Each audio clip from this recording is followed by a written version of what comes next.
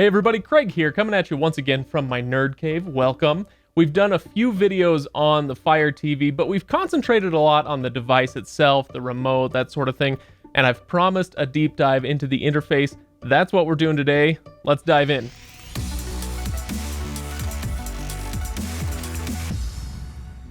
Now, do you like the reviews we're doing? If so, I'd appreciate it if you hit that subscribe button and the bell icon so you can be notified every Wednesday and Friday when we're back here with other videos much like this. We are going to be shifting gears into more smart home stuff, including home security. So if you're interested in more than just streaming TV, make sure you hit that subscribe button. Now, Fire TV, let's dive into this one. Now, first things first, before we get into the interface, just so that you know, I am using the Amazon Fire Stick 4K. This is my preferred version of the Amazon Fire platform, but all the devices are going to use the same platform. So while there may be some slight differences in the settings menus that you see, generally it's going to be pretty much the same thing. So let's dive into this now. We're going to start basically by doing a tour, but before I get to this home page, the first place I'm going to go is to the settings. So if we click over here to the right, you'll see the settings menu. The first thing I'm going to do, getting the Fire TV stick, the 4K stick out of the box, is I'm going to come down here to Display and Sounds, click on this one, and head down to Display, and click all the way down here where it says Dynamic Range Settings. The Dynamic Range Settings has two options, always HDR or Adaptive. Now, HDR, High Dynamic Range, is all about the colors that you're getting through your TV here, or through the device, I should say. For some reason, it comes out of the box saying always HDR. You want to change this to adaptive, because even if your TV is HDR capable, not all the content that you're going to be watching is in HDR. And so if the content isn't HDR, but the TV is trying to make it HDR, it actually muddies up the picture a little bit and kind of makes things darker. So if you do it as adaptive, then it's going to adapt to the content you're watching. So now that we've got that, I'm going to go back to the home page here, and we will do a tour through the rest of this interface. So starting with the home page, now you're going to get ads right up top, and this is something that you've got to know about the Fire TV interface right up front is the ads. They are many, they are intrusive, and they are generally geared toward Amazon content. Not always, but generally. So if I come down here, there is some advertisements for the Amazon Fire Originals. There's some other stuff on here as well. Now, I have turned off the autoplay feature, which is very nice, and I can show you how to do that later. Sometimes these autoplay. If we keep going down here, I've got a recent menu. This is stuff, whether it's apps or Amazon shows that I've watched recently. And so, yes, I did watch Teenage Mutant Ninja Turtles recently. I make no apologies. It's a fantastic movie. Thank you very much. But you can go through here if there are apps that you are constantly using, you're constantly going into Netflix, it's going to keep that right up here, up top in the recent stuff. Right underneath that is your apps and channels. So if you go and download a new app, a new game, whatever, it's going to show up here in this row. Now, that's fine. It's nice that it's all in one place. But the annoying thing about this, honestly, is that it's a scroll menu. I prefer the Roku version. Roku does a grid where it's kind of 3 across, and it's easy to find the apps you're looking for in that menu. Kind of puts them right up front. In this one, if you're downloading lots of apps and you're using lots of apps, you've got to scroll through a bunch of stuff just to find whatever it is that you're looking for. So not my favorite method of finding apps. Now, as we continue down here, boom, right there, sponsored. But the point is, this is an ad that's integrated right in there with your menu. It's not my favorite way of doing it. Again, I prefer the Roku method where they put their ads off to the side. Much easier to ignore. Amazon puts them right up front. And as we go through here, featured apps and games, these are essentially ads for other apps. So not my favorite thing. As you download things, I've used Netflix a couple times. I've got HBO, so you can get some recommendations from those apps as well. But most of this is going to be Amazon Prime material. So let's head back up to the top. Next tab is your videos. So that's basically just what it sounds like. Now, if you've ever used Prime Video on some other service or some other device, like on Roku or Apple TV or something like this, this list here you can think of it a lot like that app interface. It's just kind of here in the Your Videos section here on the Amazon Fire interface. So it's got my watch list, the Amazon materials that I have saved to watch for later. It's got recommended movies, recommended series. It's got that ad. There's the ad again. And then your video library. This was where you would come if you have purchased or rented a movie or a show from Amazon. Can you tell I have kids? Maybe. Yes, there's Moana. There's a Goofy movie.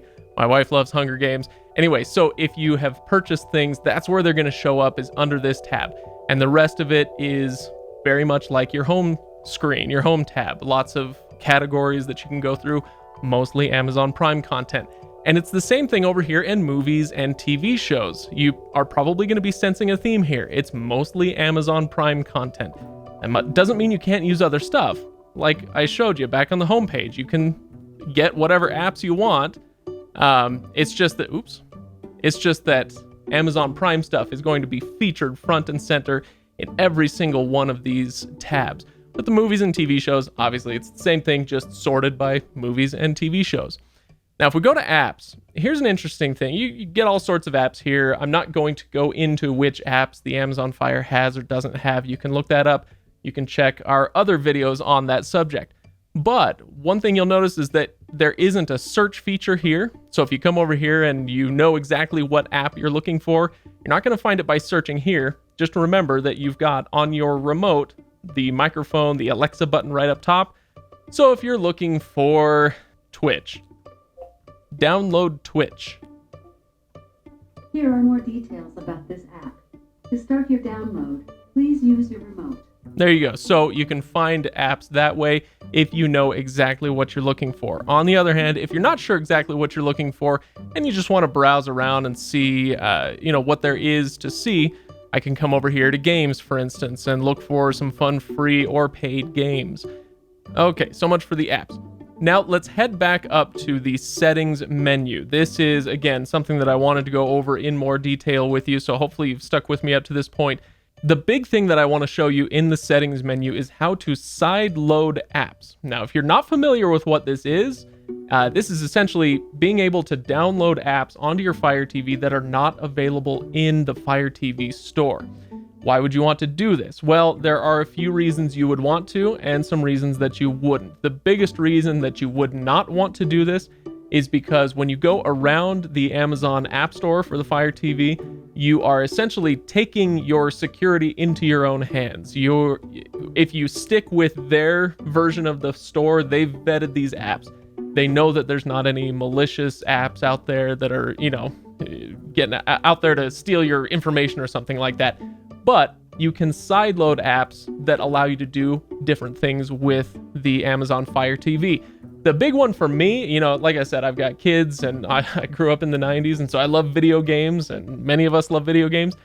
The gaming capabilities on the Fire Stick 4K are actually really great, especially if you sideload some apps. This isn't something I'll get into detail on, but suffice it to say that you can get emulators for NES or SNES games using these sideloaded apps. You can even do Sega Genesis. It's pretty cool. So if I go over here to My Fire TV, down here to Developer Options and Apps from Unknown Sources. Right now it says off, and if you turn it on, then you can download apps from unknown sources. That means it's unknown to Amazon. They're not sure if this is a safe app, so you'll have to do your own research. If you turn that on, then you can sideload those different apps. Pretty cool. And I would encourage you to take a look through the rest of these menus, especially, going through the preferences for privacy settings and parental controls. Make sure you go and set up your Bluetooth devices if you have Bluetooth headphones, or if you have an Echo Dot or something that you want to integrate with this. If you want to make sure that you're setting it to the right, that you've got the right TV set up so that your remote can control your TV, that's what you're going to do in the settings menu. So after this tour, now that you've got an idea of what this Amazon Fire TV interface looks like, I'll let you know what I think of it. Personally, I think it's great, especially if you are an Amazon Prime customer and you use that Prime Video a lot.